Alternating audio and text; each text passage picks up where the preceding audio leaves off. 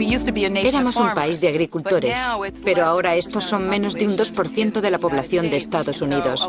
Y muchos de nosotros no sabemos cómo se producen los alimentos. El futuro de la comida.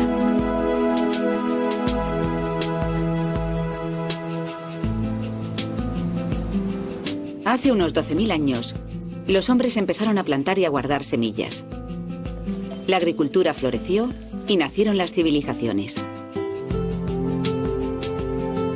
En China se cultivaban miles de variedades de arroz. Unos 5.000 tipos de patatas se sembraban en todo el mundo. Solo en Estados Unidos se cultivaban más de 7.000 variedades de manzanas en el siglo XIX. En el siglo XX, la agricultura experimentó un cambio radical. La fabricación de bombas de nitrógeno durante la Primera Guerra Mundial llevó al desarrollo de fertilizantes químicos nitrogenados.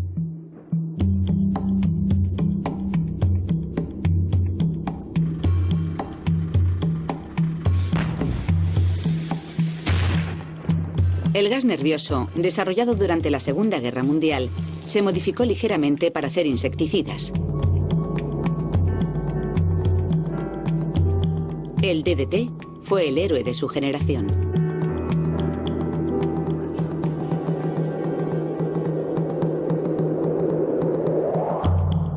Las nuevas tecnologías prometían mayor rendimiento, más producción de comida, precios más baratos y mayor disponibilidad. A mediados del siglo XX, estas tecnologías, junto con nuevos avances en el cultivo de vegetales, condujeron a la Revolución Verde. Creo que la gente que inicialmente pensó en la Revolución Verde tenía buen corazón. Mucha gente muere de hambre en el mundo, y hace mucho que ocurre en la civilización humana. Su idea fue, si pudiéramos sistematizar la agricultura como hicimos con la industria en el siglo XIX y extenderlo a todo el mundo, llevar un sistema que funcione, resolveríamos los problemas que siempre ha tenido la gente con la agricultura. Las décadas posteriores vieron un notable aumento en la producción. Año tras año, campos enormes se sembraban con una única variedad de cultivo. Estos monocultivos crearon un vacío ecológico que los insectos y la enfermedad podían explotar. Esa uniformidad ha llevado a algunas de las mayores catástrofes agrarias de la humanidad. Hoy, prácticamente, solo se cultivan 4 variedades de patatas. El 97% de las variedades de verduras cultivadas a comienzos del siglo XX se han extinguido. La uniformidad genética conduce a una mayor vulnerabilidad ante los insectos y las enfermedades. Los agricultores se vieron atrapados en un círculo vicioso de insecticidas. Cuanto más rociaban, más tenían que rociar. El aumento del uso de fertilizantes, pesticidas y herbicidas elevó los costes, contaminó el agua y creó riesgos para la salud. Después, en la década de 1970, Monsanto introdujo el Roundup. Dada su eficacia para matar la mayoría de las malas hierbas, se hizo uno de los herbicidas más populares de la historia. A mediados de la década de los 90, con el surgimiento de la ingeniería genética, la Revolución Verde se convirtió en la revolución de los genes. Aprovechando la nueva tecnología, Monsanto modificó genéticamente sus semillas para hacerlas resistentes al Roundup. Normalmente, el Roundup mata todo lo verde. Pero si la planta es resistente a este producto, no muere al ser rociada. Ahora, la empresa que te vende el herbicida te vende también la semilla. Hace una generación, los agricultores sembraban un cultivo y usaban herbicida cuando era necesario. Pero a menudo no les hacía falta usar un herbicida. Y hoy en día, cualquier cultivo que se siembra está diseñado para ser rociado. En el maíz BT de Monsanto, el propio maíz actúa como insecticida. Esto es porque cada célula ha sido manipulada para producir BT, una toxina bacteriana. Si un gusano del maíz se come cualquier parte de la planta, morirá. Y ahora que tenemos la ingeniería genética, No solo estamos añadiendo químicos a esta comida. En realidad estamos industrializando la comida a un nivel genético y celular.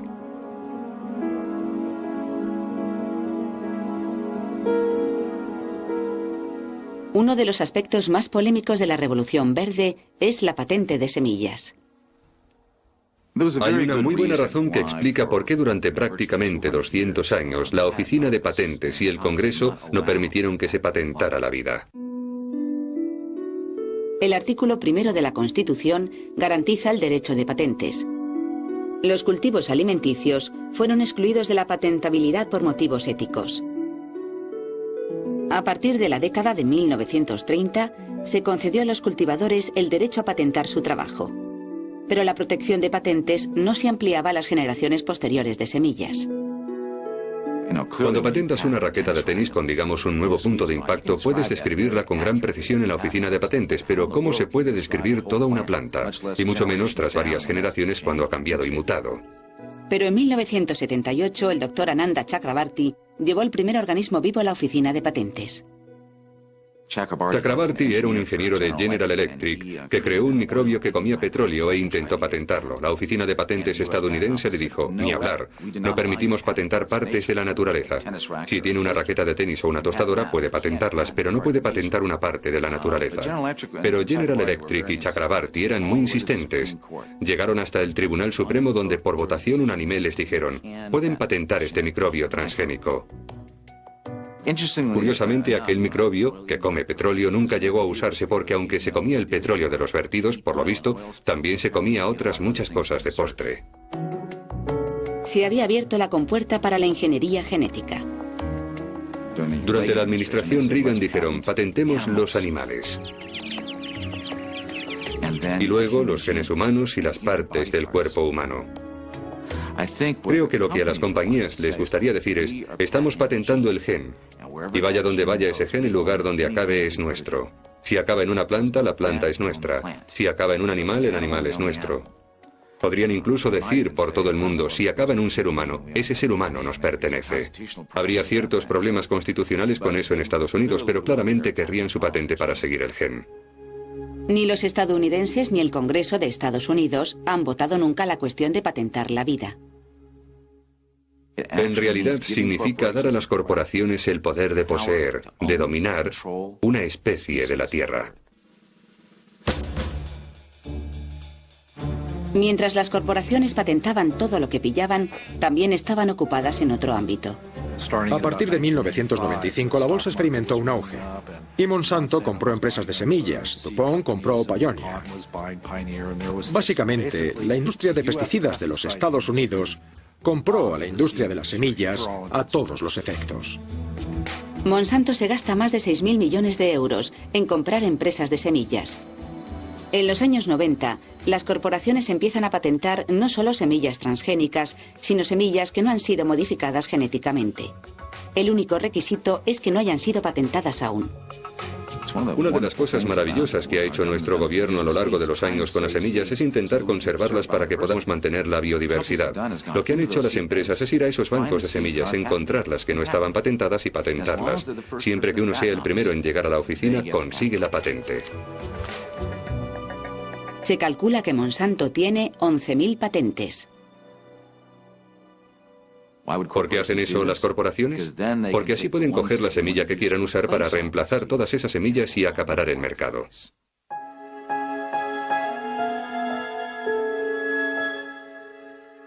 En Canadá, el dilema de las patentes aterrizó directamente en las tierras de Percy Schmeiser.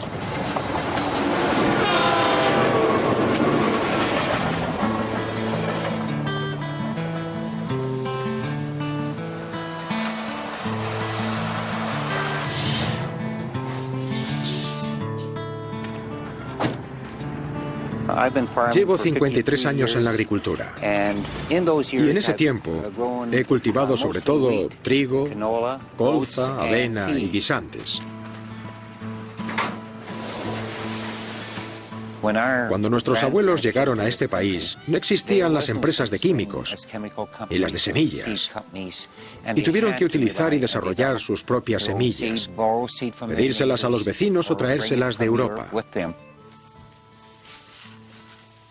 Yo diría que nuestros mejores cereales, nuestra mejor simiente, no la han desarrollado científicos ni investigadores, la han desarrollado los agricultores. En 1997, Percy roció Roundup de Monsanto alrededor de los postes de la luz y en las cunetas, como llevaban años haciendo. Algunas plantas de colza no murieron. Al principio pensé que algunas de aquellas plantas no habían muerto porque llevaba años rociando de Roundup en la misma zona. Y se recomienda no rociar cada año porque las plantas se pueden hacer resistentes. Monsanto se enteró. Se metieron en mis tierras sin que yo lo supiera, sin mi permiso. Se llevaron plantas o semillas y dijeron que algunas eran colza resistente al Roundup de Monsanto. El 6 de agosto de 1998 me demandaron. Monsanto afirmaba que Percy había obtenido su colza transgénica de forma ilegal y sin licencia, y había violado su patente. Históricamente, las patentes han sido para cosas como, por ejemplo, un carburador. El carburador no se levanta una mañana y empieza a multiplicarse por todas partes y a meterse en tu coche para que de repente una mañana tengas el carburador de otro y te demanden por violar una patente.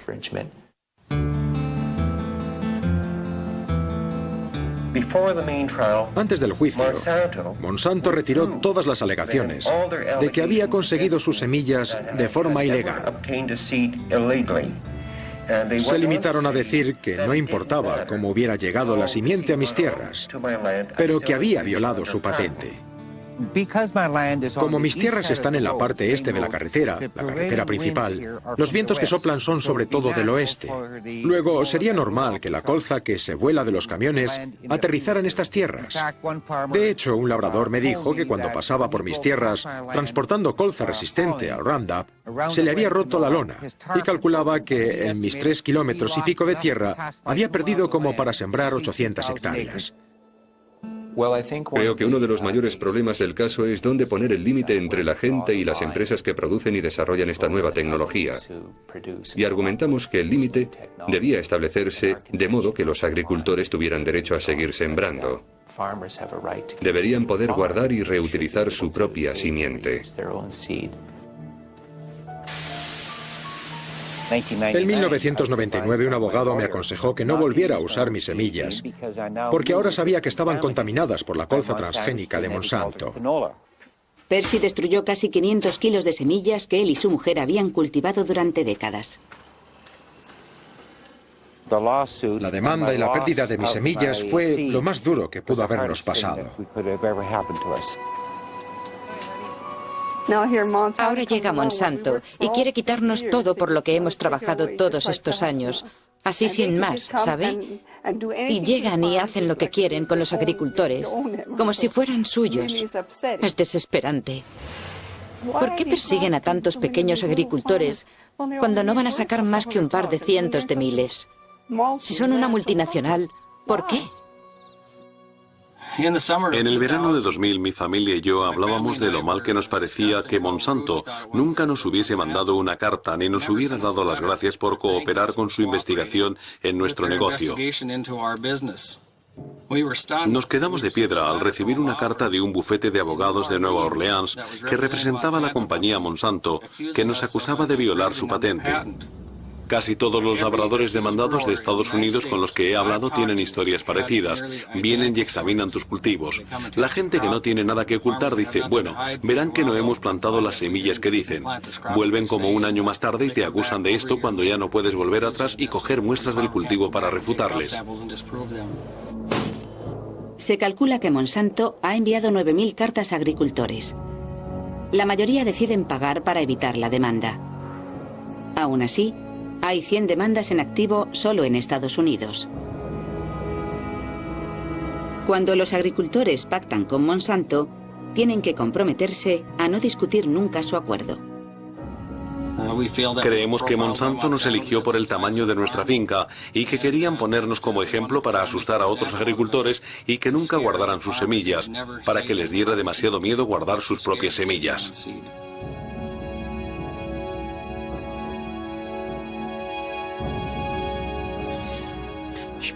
El caso Schmeisser abre la puerta a Monsanto para demandar otras violaciones de patentes. Mucha gente me ha preguntado por qué no cedí. Podría haberme conformado con una amonestación o quizá una multa de varios miles de euros. Pero lo que hice fue hablar con mi mujer y decir, mira, si firmo esto, que cultivé colza transgénica sin permiso, sabiendo que no lo hicimos, no podría vivir en paz.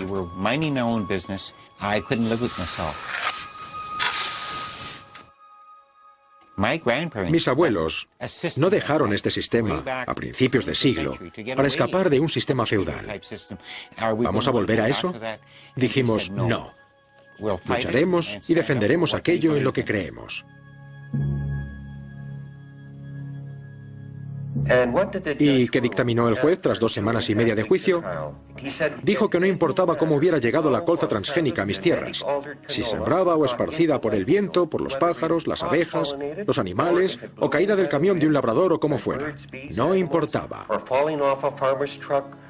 El hecho de tener varias plantas violaba la patente de Monsanto.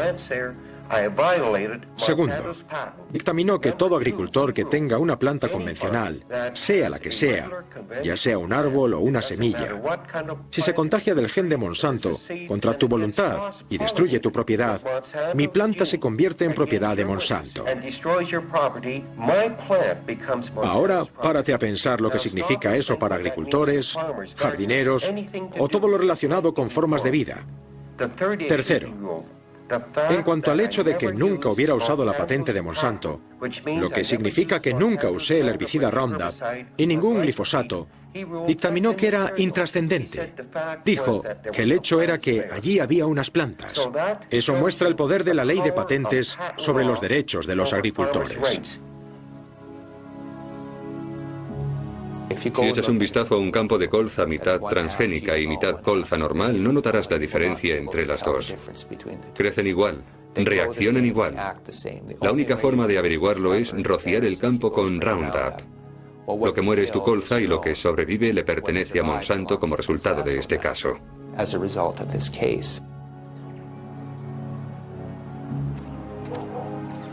En los 2 últimos meses, habré tenido al menos 100 llamadas de gente que encuentra colza en sus campos que nunca había estado ahí. Y se puede decir con seguridad que sería muy difícil encontrar un solo campo al oeste de Canadá que no esté contaminado hasta cierto punto de la colza transgénica de Monsanto.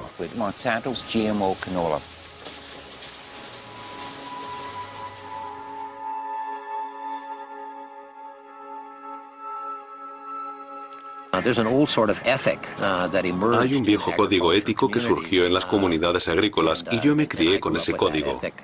La ética básica era que si yo decidía introducir una iniciativa agrícola en mi zona que perjudicase potencialmente a mis vecinos, por ejemplo, si decido criar ganado y ese ganado perjudica potencialmente los cultivos de mis vecinos, es responsabilidad mía encerrar a ese ganado.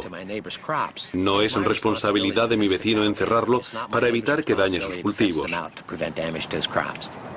Según funciona el sistema ahora, es responsabilidad mía acercar esa tecnología para que no afecte a mis cultivos. Y por supuesto, no hay valla lo bastante alta para evitar eso. Eso lo sabemos.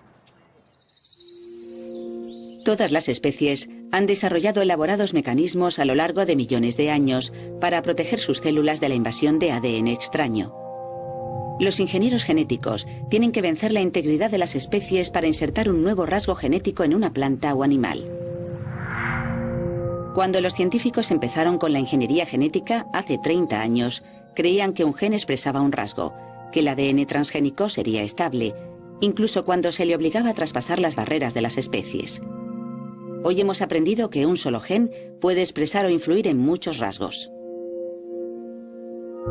En 1975 tuvo lugar una conferencia de pioneros en investigación genética para debatir las cuestiones de la seguridad y la ética de la recién descubierta investigación transgénica.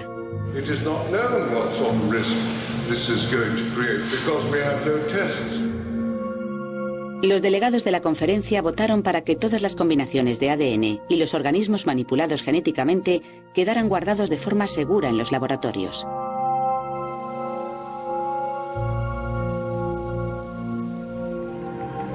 Actualmente, tanto la biotecnología agrícola como la médica utilizan ingeniería genética. La biotecnología médica ha creado muchos productos que salvan vidas.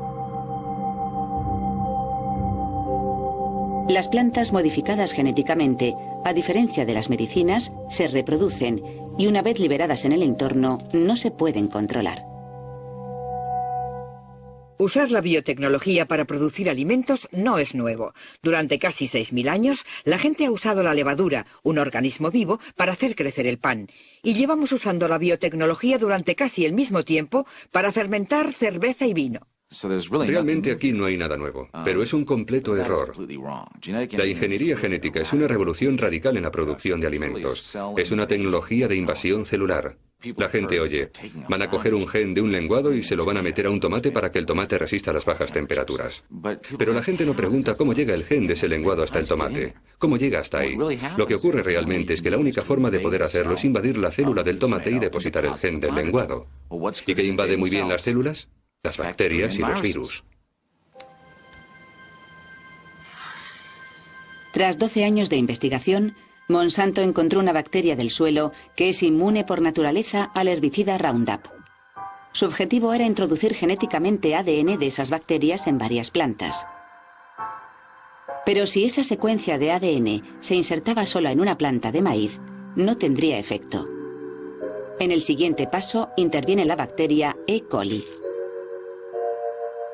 Se abren huecos en el ADN de la bacteria E. coli, y cuando los dos tubos de ensayo se mezclan, parte del ADN de las E. coli se recombina con la bacteria resistente al Roundup.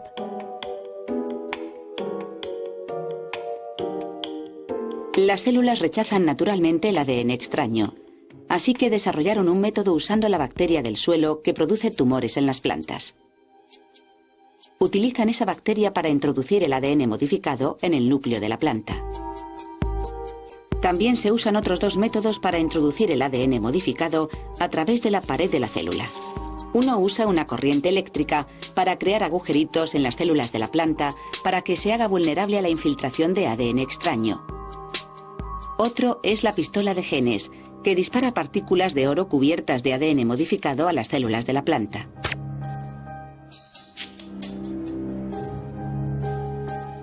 Estos tres métodos necesitan un gen promotor que active las características deseadas.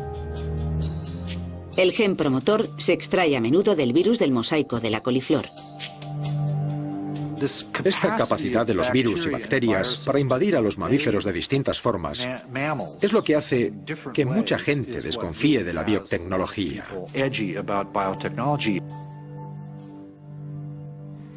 Y hacen una cosa más. A eso le unen un sistema indicador de antibióticos. El indicador de antibióticos es un gen resistente por naturaleza a un antibiótico específico. Esto permite hacer pruebas de la expresión del casete genético. La fuerza más catastrófica en el sistema alimenticio actual es el hecho de que la comunidad médica está aterrorizada ante la resistencia a los antibióticos. Nadie entiende realmente cómo usar genes indicadores de antibióticos en las técnicas de la ingeniería genética. Podría contribuir a resolver el problema. La comunidad biomédica de todo el mundo está absolutamente centrada en este problema ahora mismo. Según avancemos en esta llamada revolución biotécnica y empecemos a producir más y más manipulaciones genéticas, vamos a empezar a ver trozos de ADN interactuando entre sí en formas que son totalmente impredecibles. Creo que este es probablemente el mayor experimento biológico en el que se ha embarcado la humanidad.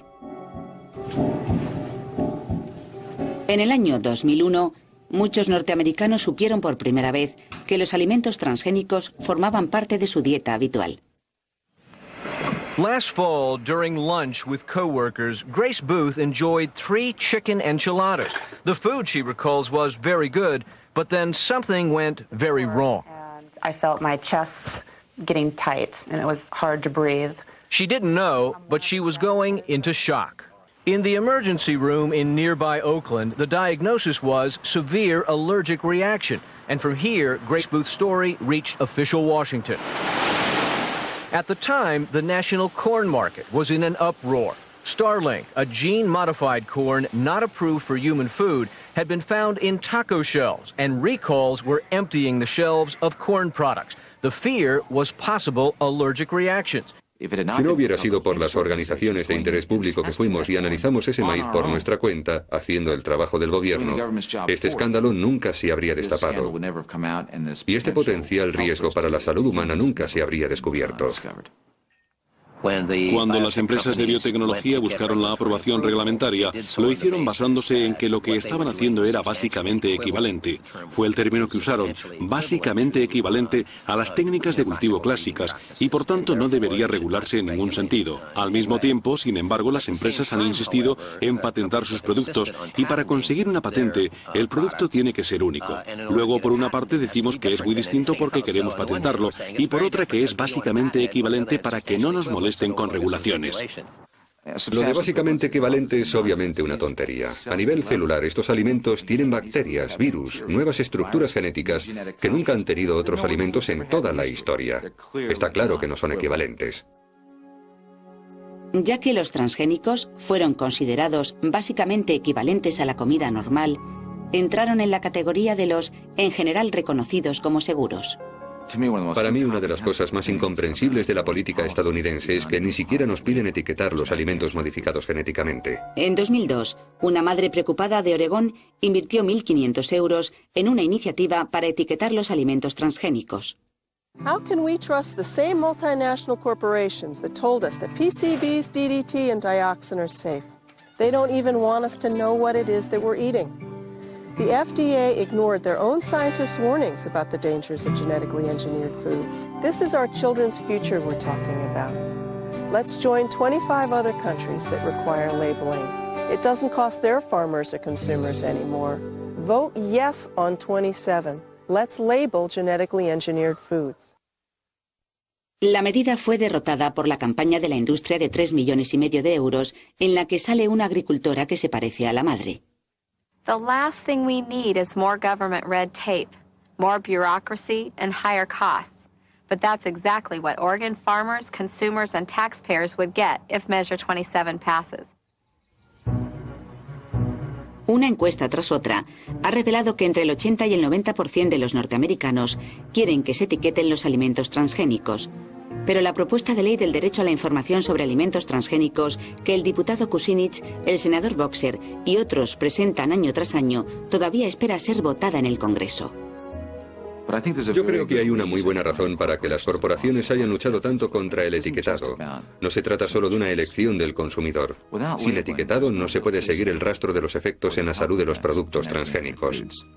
Si eres una madre que da a su hijo papillas y en la etiqueta no pone que es soja modificada genéticamente, por ejemplo, y tu hijo sufre una reacción tóxica o alérgica, es imposible saber que la ha causado la ingeniería genética porque no viene en la etiqueta. Si por el contrario estuviera en la etiqueta, podrías decir, ¿saben qué? Puede que eso haya contribuido a la reacción de mi hijo. Vas al médico, el médico lo apunta y ya se puede hacer el seguimiento. Y se puede ir creando una base de datos sobre los efectos en la salud. Y por supuesto, cuando esa base de datos se cree, podremos exigir responsabilidades a las corporaciones. Los japoneses están muy preocupados por los efectos de los alimentos transgénicos.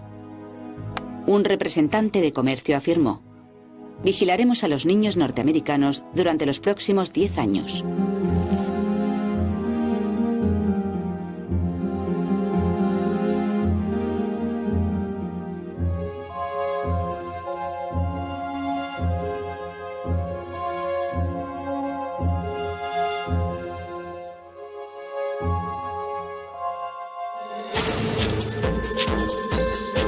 Pero, ¿cómo se consiguió que el gobierno aprobara la polémica nueva tecnología?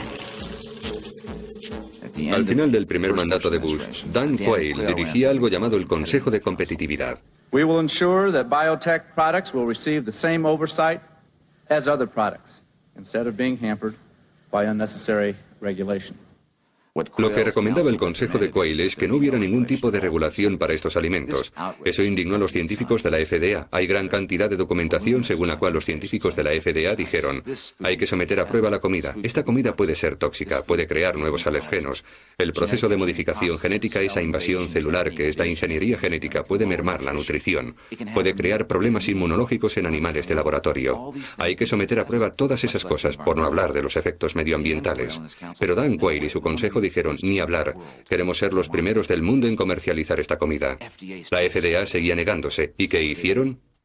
Trajeron a un comisario delegado de políticas alimentarias, un hombre llamado Michael Taylor. Michael Taylor trabajaba en la consultora King & Spalding como asesor jurídico de Monsanto.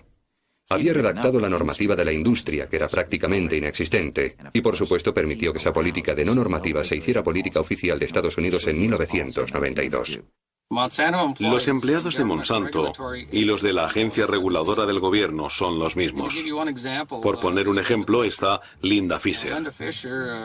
Linda Fisher durante los últimos 7 años ha sido vicepresidenta ejecutiva de la corporación Monsanto. Ahora es subdirectora de la EPA, Agencia de Protección Ambiental de Estados Unidos. También fue subdirectora con George Bush. Antes de eso estaba en Monsanto. Y antes de eso estaba en la EPA. Ha ido y venido 3 veces. La lista es interminable en Washington.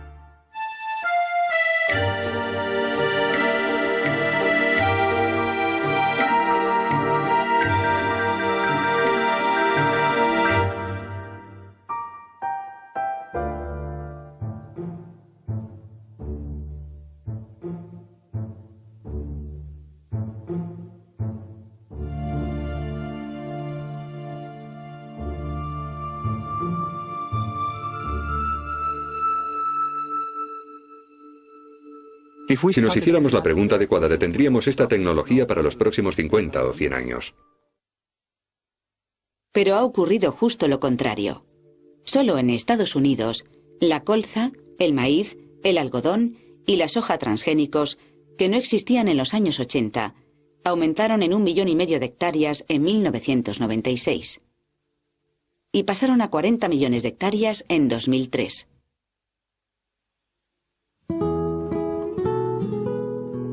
En 1998, México prohibió la plantación de maíz transgénico para proteger su legado agrícola. En México hay literalmente cientos de variedades de maíz. Algunas de ellas se adaptaron a climas muy húmedos, otras a climas muy secos. Algunas son resistentes a ciertas plagas muy específicas. Algunas tienen sabores distintos. Algunas van bien para hacer palomitas, algo que inventaron los aztecas. Otras variedades van bien para hacer tortillas o para alimentar al ganado. En México hay infinidad de variedades de maíz.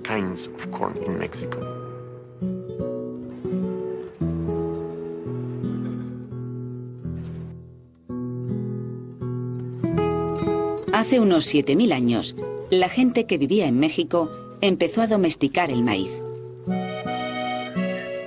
El maíz no solo es la base de su alimentación, también es parte de la cultura.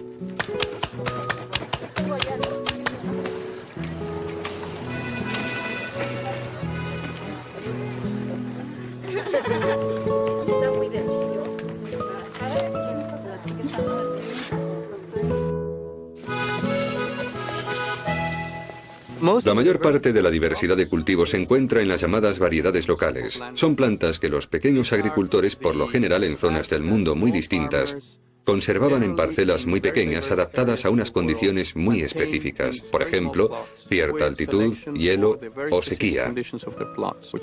Esa es, en realidad, la base de la diversidad que continuamente estamos explotando para mantener nuestra producción comercial de cultivos para alimentar al mundo.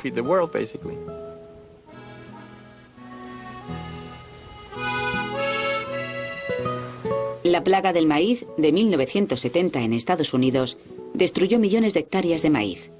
El país tuvo suerte de encontrar una variedad de maíz local, originaria de México, que resistía a la plaga. En el año 2000, el doctor Chapela descubrió maíz transgénico creciendo en esta zona remota. Los campesinos habían comprado granos de maíz transgénico norteamericano sin etiquetar en las tiendas del gobierno. Y como llevan haciendo durante miles de años, comieron parte y sembraron parte. La semilla modificada genéticamente se cruzó con la variedad de maíz local y la contaminación penetró en la cadena genética del grano originario. Para los mexicanos es más barato comprar maíz importado de Estados Unidos que cultivarlo ellos mismos. Esto es porque el maíz norteamericano está subvencionado por los contribuyentes, mientras que el maíz mexicano no está subvencionado. Sin embargo, muchos mexicanos prefieren cultivar sus variedades nativas de maíz. ¿Por qué usted está tan necio de estar plantando la misma semilla en selección? Para no comprar. Bueno, nosotros lo tomamos como un ahorro, porque también a veces, digamos, falta de económico, pues no tenemos que correr a la Conasur para comprarlo. Sin embargo, estamos comiendo, según nosotros estamos comiendo lo mejor, porque es un maíz que es... ¿Todo eso? Sí. Es que el trabajo que ustedes hacen aquí es un trabajo que reditúa, pero para el mundo. Sí.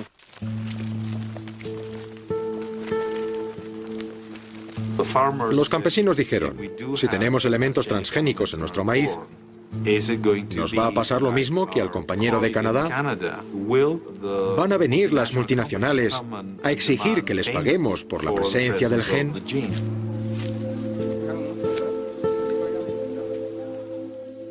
En noviembre de 2001, el Dr. Chapela publicó un artículo evaluado por expertos en la revista científica Nature, en el que desvelaba la contaminación de los organismos modificados genéticamente.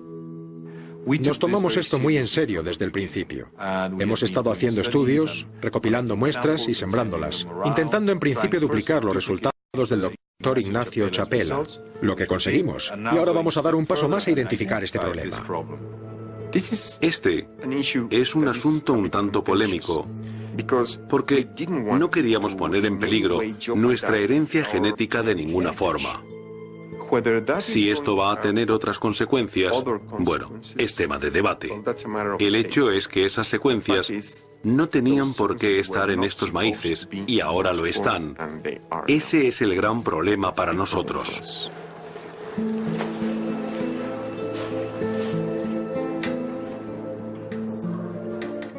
Lo que pasa cuando introduces un genotipo en estas zonas, el del maíz industrial, es que acabas con esa diversidad. Y eso a largo plazo es una gran amenaza para la seguridad de los alimentos. No solo para las personas que viven aquí, sino también para nosotros. Si no tenemos acceso a esos recursos genéticos, nos enfrentaremos a retos que no vamos a ser capaces de resolver.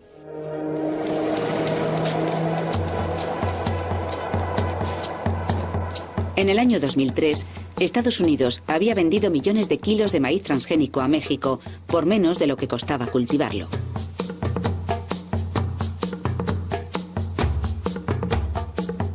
En todo el mundo, aumentaba la oposición a los cultivos transgénicos exportados por Estados Unidos.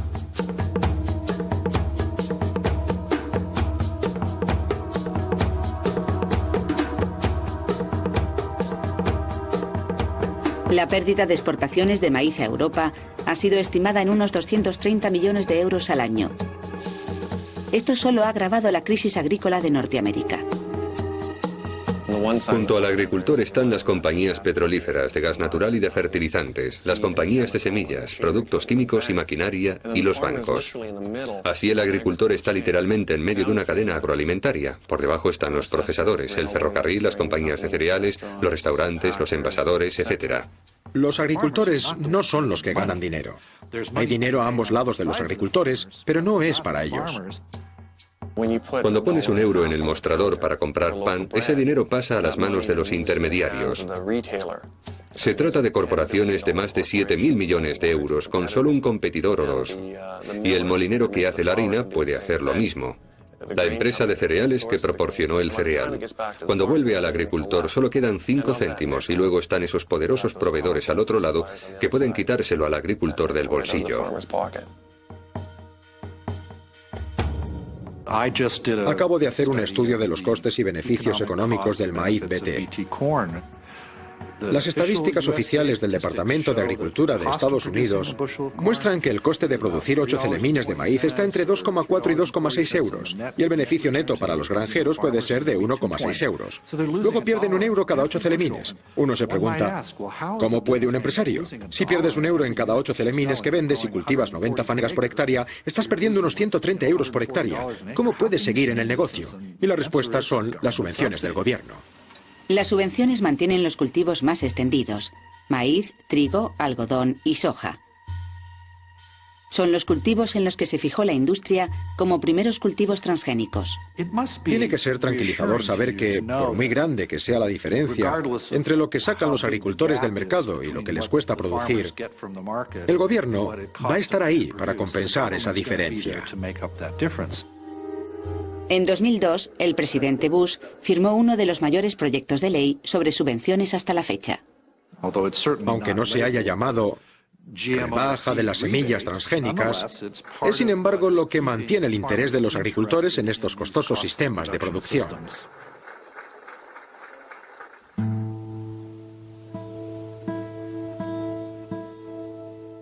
Si hablas con la gente de los círculos agrícolas sobre, ¿cuál es la habilidad más importante en la agricultura?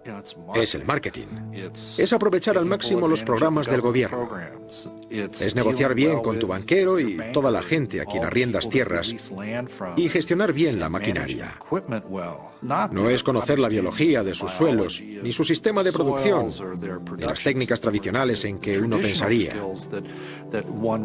Lo que hace falta para ser agricultor en Estados Unidos hoy en día ha cambiado mucho. Y los conocimientos de los campesinos se han alejado de la gestión de este proceso biológico que llamamos producción de alimentos.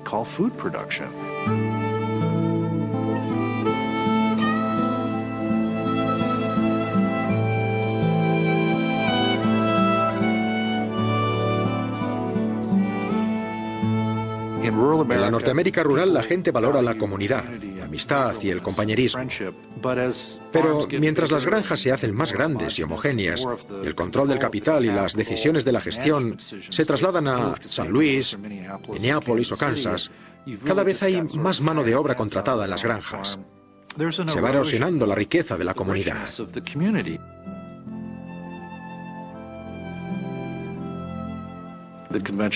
La opinión general hoy en día en Estados Unidos es que la biotecnología es progreso.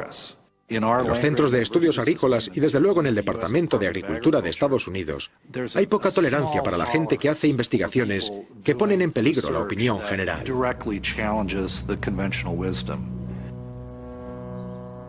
El reconocido científico Dr. Arpad Pusztai fue cesado 2 días después de que fuera debatida su investigación, que planteaba preguntas sobre el deterioro del sistema inmunológico y el crecimiento de ratas que habían comido patatas modificadas genéticamente.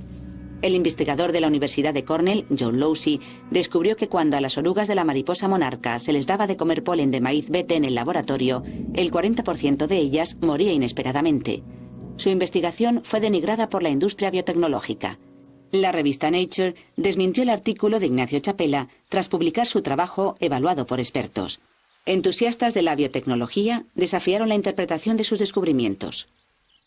La biología era un campo de investigación muy variado, pero debido a la llegada de esas tecnologías, venimos viendo una reducción y un recorte de todas las otras ramas de la biología solo para beneficiar ese ámbito. Y yo quiero luchar contra eso.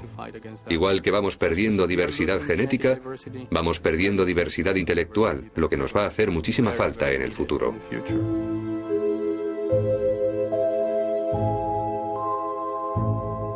Uno de los problemas que tiene la industria biotecnológica es que no ha hecho nada por el consumidor norteamericano. Ahí no hay nada, no hay elementos transgénicos que hagan algo como ser más nutritivos, sino que no nos aportan nada. ¿Cómo van a vender esa tecnología al pueblo norteamericano? Pues se les ha ocurrido la idea de que tal vez la biotecnología debería venderse como la forma de alimentar a un mundo que se muere de hambre. Ante la expectativa de un aumento en la población mundial en 2.000 millones de personas, la biotecnología podría proporcionar la manera de producir alimentos suficientes. Un problema importante de eso, la razón de que 800 millones de personas pasen hambre a diario, lo cual es un dato trágico, no tiene nada que ver con la cantidad de comida disponible. La mayoría de esa gente que pasa hambre en todo el mundo eran agricultores. Pero debido a los enormes préstamos que el Banco Mundial y el Fondo Monetario Internacional hicieron a esos países no pudieron seguir practicando una agricultura de subsistencia. Tuvieron que sembrar cultivos caros y exportar al primer mundo para pagar esos préstamos. Así echaron a todos esos cientos de millones de agricultores de sus granjas que acabaron en las Bhopal, las Mexico City y las Brasilias del mundo sin dinero. Ya no cultivan sus propios alimentos y compiten por los escasos trabajos disponibles en la nueva industrialización de esos países. Ya no son independientes en el ámbito alimenticio. Amartya Sen, economista ganador del premio Pulitzer, tras una década de trabajo, ha señalado una y otra vez que el problema del hambre no es un problema de producción, sino un problema de acceso.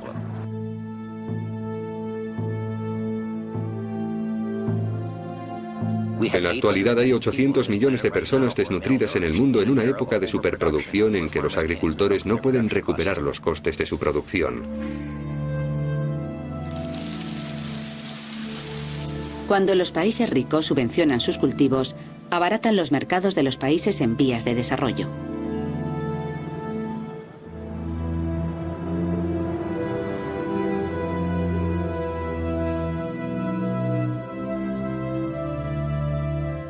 Según avanzamos hacia el futuro, ¿qué encontraremos en las estanterías de nuestros supermercados?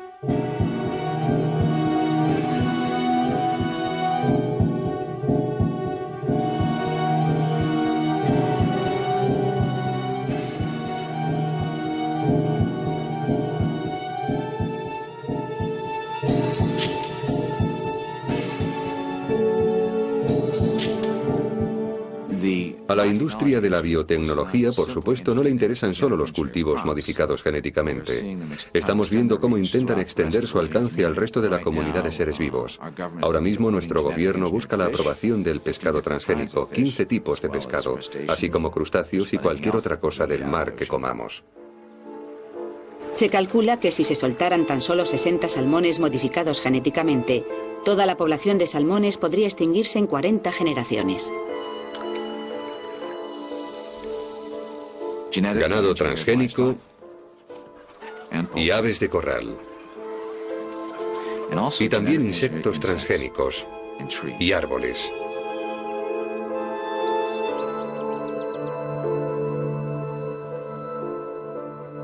Es la mentalidad industrial enfocada ahora a la biología, a nuestros alimentos. Pero algo ha ocurrido en su avance hacia el futuro. La gente ha empezado a pensar en las consecuencias de nuestro sistema alimenticio y han dicho, ¿sabes qué? Queremos un futuro distinto para la comida. Queremos una relación distinta con la comida, con el entorno, con el agricultor, con el trabajador, con nuestros propios cuerpos. ¿Qué haría falta para cambiar el sistema alimenticio norteamericano? Para que la agricultura fuera sostenible y para mejorar la salud pública y la calidad de nuestro entorno. Lo que intentamos hacer en la agricultura sostenible es usar recursos que estén en la ecología local y reciclar esos recursos dentro del sistema. Hace un siglo, la gente compraba alimentos producidos en su entorno. Hoy, la comida de los supermercados ha viajado una media de 2.500 kilómetros. Eso requiere más petróleo importado e incrementa nuestra dependencia de otros países en cuanto a la comida. Los alimentos de esta granja viajan una media de 80 kilómetros. Hace unos 10 años iniciamos un programa para las familias de la zona de Bay, por el cual les damos una cesta de nuestros productos una vez por semana. Se llama Agricultura Sostenida por la Comunidad. Nuestra relación con esas familias nos animó a diversificar y ahora cada campo tiene sembradas muchas cosas distintas. Hay frutas, nueces, cítricos, uvas y también tomates, berenjenas y maíz.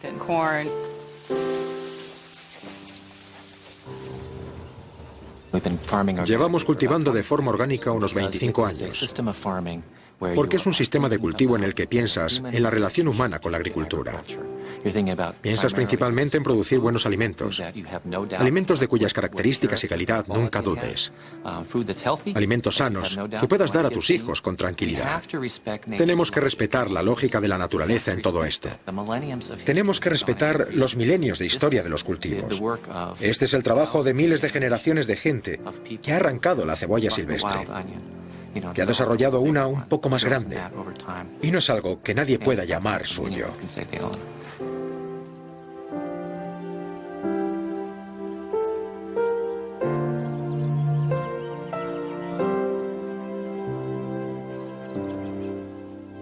En 1990, el gobierno de Estados Unidos intentó describir los estándares orgánicos. Tras años de formulación del reglamento, en 1997 se dio a conocer que los estándares permitirían la irradiación, las aguas residuales y los organismos modificados genéticamente. El gobierno recibió una de las mayores protestas de los consumidores de su historia. 275.000 ciudadanos escribieron al Departamento de Agricultura indignados por esto y exigieron que los estándares orgánicos no incluyeran esas tecnologías. Los consumidores se impusieron. Ha habido una revolución en la ingeniería genética, pero también ha habido una contrarrevolución. La gente está volviendo a comprar productos frescos cultivados por agricultores locales.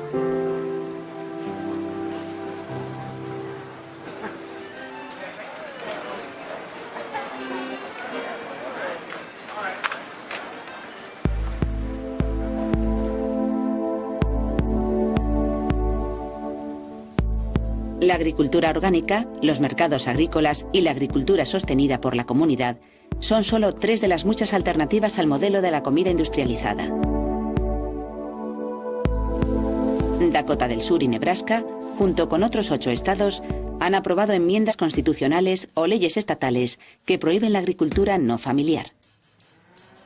Cuando la corporación dijo que los habitantes de Nebraska no tenían autoridad para prohibir a las personas jurídicas el poseer tierras de cultivo, el Tribunal Supremo de Nebraska dijo que podían poner lo que quisieran en su constitución. Es su derecho fundamental, es la esencia del sistema democrático norteamericano. El consumidor sigue siendo el rey, y el problema es que los consumidores no pueden actuar a menos que tengan la información adecuada. Una de las cosas que podemos hacer todos es conseguir toda la información que podamos para ponerla en manos del público y en manos de los consumidores para que estos puedan seguir ejerciendo su voluntad. Dado que el sistema alimenticio es variable, puede cambiar rápidamente según las opiniones de la gente. Pero si la comida modificada genéticamente no se etiqueta, ¿cómo van a poder ejercer sus derechos los consumidores? Las elecciones que hacemos en los supermercados determinan el futuro de la comida. Alimentarnos es una de las cosas más íntimas que hacemos. Y si no podemos elegir en eso, creo que la situación es preocupante. Hay grandes grupos de gente en otros países que nunca han apoyado el modelo norteamericano de la agricultura a gran escala y el uso intensivo de productos químicos. Y desde luego, no han apoyado la idea de que es mayor la efectividad por tener 2 líneas aéreas en el mundo, o 4 fabricantes de automóviles, o 2 productores de software. Creen que lo que puedas ganar en efectividad lo pierdes en diversidad. Si va a haber un cambio o un desafío importante en la forma de gestionar las tierras de cultivo y de organizar los negocios agrícolas, creo que es una pregunta abierta. Y francamente, no creo que ocurra a menos que el público norteamericano y los propios agricultores se planten y digan, un momento, no queremos seguir por este camino. Somos un gobierno del pueblo, para el pueblo y por el pueblo. Y nosotros somos el pueblo. No queremos seguir por ahí.